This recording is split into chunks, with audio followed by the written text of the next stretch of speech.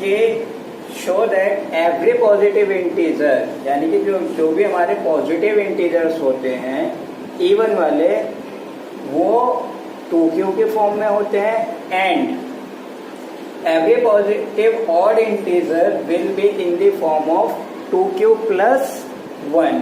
This is q, 2q plus 1. Okay, फिर मैं बोल रहा हूँ राइटिंग पे मत जाना, थोड़ा सा समझने की कोशिश करना. तो फर्स्ट ऑफ ऑल हमें क्या करना है, इस एल्गोरिथम को अपने क्वेश्चन में यूज करना पड़ेगा, क्योंकि डिवीजन दोनों का सेम ही तरीका है. बस हमें लेमा और एल्गोरिथम में या डिफरेंस समझना है कि एल्गोरिथम जो होती है वो हमें किसी चीज़ का आंसर फाइंड करने में हेल्प करती है, और लेमा जो है किसी चीज़ का प्रूफ करने में हेल्प करती है. तो हमारे पास क्वेश्चन क्या था, जो हमारी मेन वो थी हेडिंग होती C = DQ plus R. This is Euclid's division algorithm. Okay, इसी का यूज करते हुए हम इस चीज को प्रूफ करते हैं कि जो हमारे पॉजिटिव इवन इंटीजर्स होते हैं वो 2q के फॉर्म में होते हैं, और जो ऑड इंटीजर्स होते हैं पॉजिटिव वाले वो 2q plus 1 के फॉर्म में होते हैं, where q is some positive integer, जहां पर q भी कोई एक पॉजिटिव इंटीजर ही आएगा. ओके, तो फर्स्ट हम ले रहे हैं पॉजिटिव इवन इंटीजर के लिए, बट उससे पहले we have to find question के अंदर what is the divisor. Okay, what is the divisor. First of all we have to find what is the divisor in the question. Question के अंदर हमारा divisor क्या होता है. तो जब हमें कोई भी क्वेश्चन प्रूफ करने वाला होता है, जो q के साथ में जो नंबर लिखा रहता है, this will be that will be the divisor. Okay, तो we have divisor equals to 2. Okay, and जब हम डिवाइड करते हैं किसी भी नंबर को, तो जो हमारा रिमाइंडर होता है that should not be greater then divisor. Okay, तो हमारा जो रिमाइंडर है वो डिवाइजर से कभी भी ग्रेटर, बड़ा नहीं हो सकता है. ओके, तो अगर हम पॉसिबल वैल्यूज ऑफ रिमाइंडर अपने इस क्वेश्चन के अकॉर्डिंग निकालने की कोशिश करें, तो possible values of remainder, what is possible values of remainder. अगर हम यहाँ से इस क्वेश्चन से अपने रिमाइंडर की वैल्यूज निकालने की कोशिश करें तो क्या होगी, that is so simple. Remainder will be greater than equals to 0 हो सकता है, बट लेस देन 2 होगा. इट मीन्स 0 और 1 मीन्स हमारा रिमाइंडर क्या होगा, आइदर 0 आइदर 1. अब इस रिमाइंडर की वैल्यू अपने इस इक्वेशन के अंदर पुट कर देते हैं हम. ठीक है, C is some number, anything number. D divisor, what is the divisor in the question, 2. Because we have to use Q, क्योंकि हमारे पास कोई भी क्वोशिएंट नहीं होगा, क्योंकि हमारे पास कोई परफेक्ट या कोई नेचुरल नंबर यहाँ पर नहीं है. We have taken variable. Okay, अगर यहाँ पर वेरिएबल की जगह कोई नेचुरल नंबर होता तो हम क्या करते, नेचुरल मीन्स एनी नंबर, तो we have to divide by 2 and then write the quotient here. But हमारे पास एक वेरिएबल है, इसीलिए हम क्या करेंगे, Q ही एक क्वोशिएंट मान के चलेंगे, एंड रिमाइंडर R. ओके, अभी हमारे पास एक इक्वेशन के टाइप में बन गया है.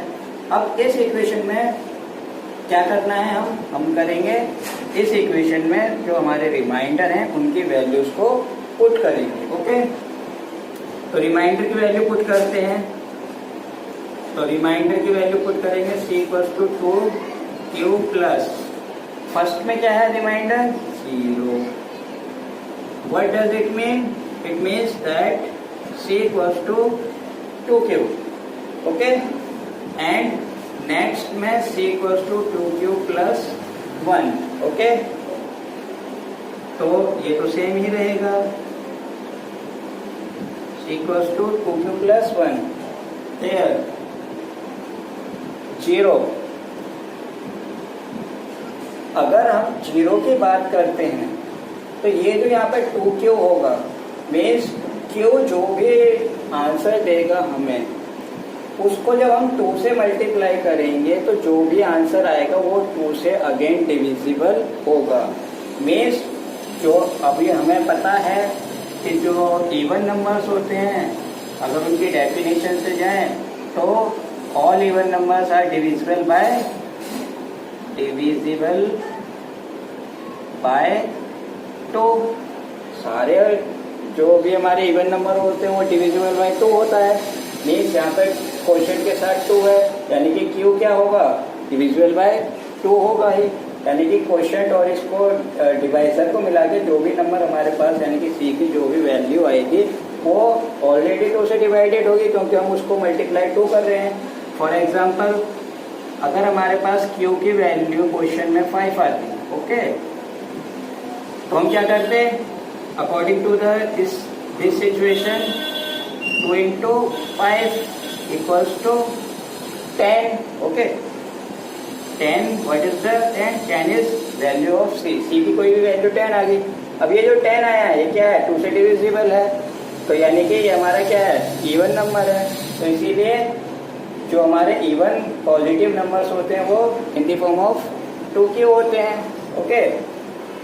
अनदर एग्जांपल, अब अगर हम इस सिचुएशन की बात करें, सेम एग्जांपल लेते हैं, 5 से मल्टीप्लाई कर देते हैं प्लस रिमाइंडर 1, और इसको 10 प्लस 1 करेंगे तो 11 आएगा। और ऑड नंबर के साथ जो हमारा डेफिनेशन के हिसाब से बात करें तो नॉट डिविजिबल बाय 2 होता है, नॉट डिविजिबल बाय 2 एंड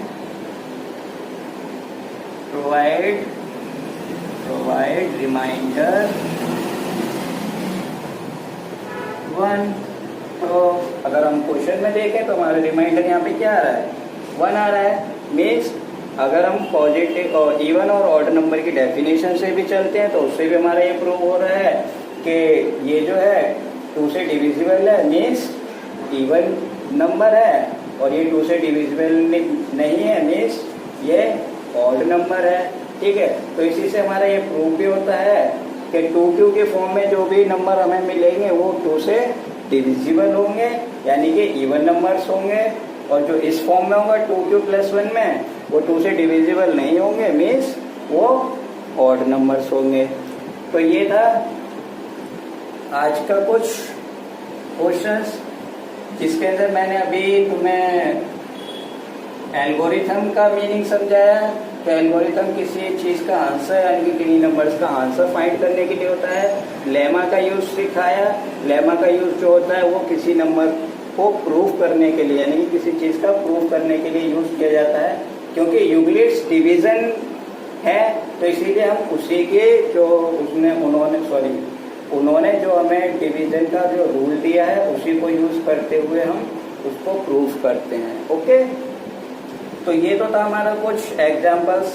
अब हम लेते हैं एनसीईआरटी की एक्सरसाइज 1.1 का फर्स्ट क्वेश्चन, ओके, जो कि है we have to find HCF। हमें उसके अंदर HCF फाइंड करना है, और HCF फाइंड करना है एल्गोरिथम का यूज करते हुए, ओके। एल्गोरिथम का यूज करते हुए हमें क्या करना है, HCF फाइंड करना है।